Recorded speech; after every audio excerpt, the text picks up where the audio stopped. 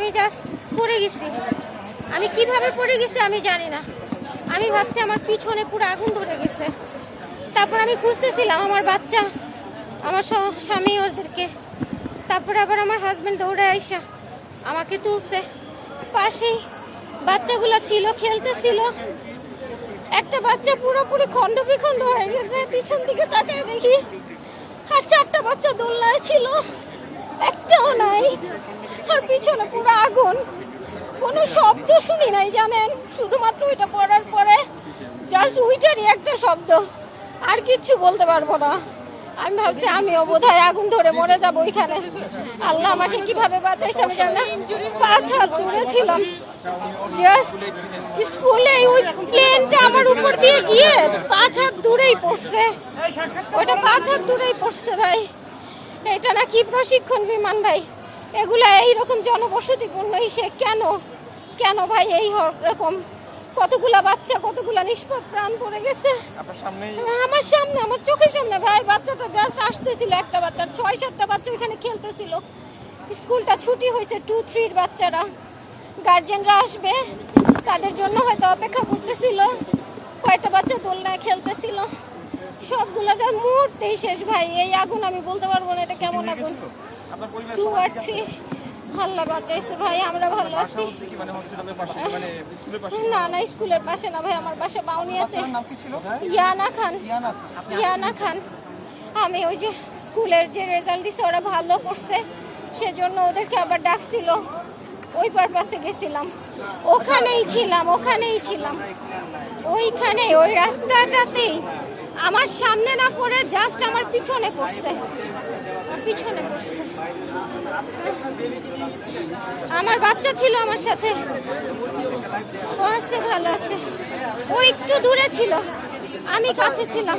উনি হচ্ছে এখানে ঘুরঘুর করতেছিল, তো উনি একজন একটা ক্যাডেট ছিল বিএনসিসি, সে তাকে নিয়ে আসছে।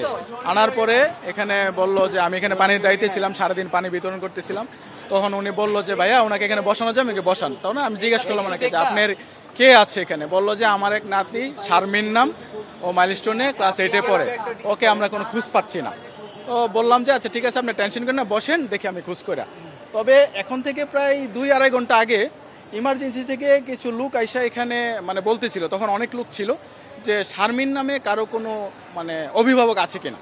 তখন এখানে শারমিন নামে কোনো অভিভাবক পাওয়া যাচ্ছে না। তবে এখানে আমি শুনতে পাইছিলাম যে 2 জন শারমিন নাম বলছিল। এখন এইটুকু আমি জানি।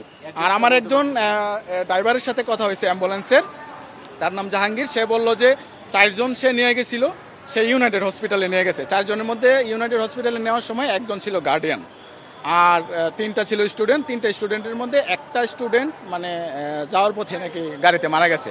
আর 3 জন অলরেডি ইউনাইটেড হসপিটালে আছে, তবে তাদের অবস্থা আশঙ্কাজনক। সার্বিক পরিস্থিতি আসলে এখন এই মুহূর্তে শান্ত আছে, কিন্তু আসলে শান্ত থেকেও শান্ত না। কারণ আপনারা ইতিমধ্যে জেনেছেন যে এই দুর্ঘটনার পর থেকেই এখানকার যে ইমার্জেন্সি ডিপার্টমেন্ট আছে এবং অন্যান্য ডিপার্টমেন্টের ডাক্তারদের সহায়তায় আমরা এখানে নিরলসভাবে আমরা সেবা দিয়ে এসেছি। এবং ইতিমধ্যে আমাদের এখানে 158 জন শিক্ষার্থী এবং জনসাধারণকে আমাদেরকে সেবা দিতে আমরা সক্ষম হয়েছি। এবং ইতিমধ্যে এর মধ্যে আপনার 40 থেকে 45 জনের অবস্থা খুবই আশঙ্কাজনক ছিল, যাদেরকে আমরা ঢাকা মেডিকেল বার্ন ইউনিটে এবং বিভিন্ন সরকারি হাসপাতালে পাঠিয়েছি এবং তাদের ওখানে চিকিৎসা চলছে। এবং বিভিন্ন অসমর্থিত সূত্রে এখনও আসলে মৃত্যুর সংখ্যাটা জানা যায়নি। এটা আসলে এখন মন্তব্য করাটা আসলে সমীচীন হবে না। আমাদের এখানে ইতিমধ্যে এখন আমাদের ওয়ার্ডে ভর্তি আছে আপনার 23 জনের মতো, এবং তারা সবাই আশঙ্কামুক্ত আছেন। এবং এছাড়াও আমাদের যেই যারা আশঙ্কাযুক্ত ছিল এবং আপনাদের 48 জনের মতো, তাদেরকে আমরা ইতিমধ্যে রেফার করেছি এবং অন্যরা আপনার সেবা নিয়ে ইতিমধ্যে বাসায় ফিরে গিয়েছে। যে 23 জন ভর্তি আছেন তাদের দগ্ধের পরিমাণ বা আহতের অবস্থাটা আসলে কি? তাদের আসলে এখানে দগ্ধের পেশেন্টও আছে, তাদের দগ্ধটা খুব বেশি একটা মারাত্মক না, যেহেতু এটি একটা প্রাইভেট হাসপাতাল। এখানে ওই ধরনের বার্নের যে চিকিৎসাটা একটা এক্সট্রিম পর্যায়ে দেওয়ার মতো আসলে আমাদের সক্ষমতাটা একটু ক্ষীণ।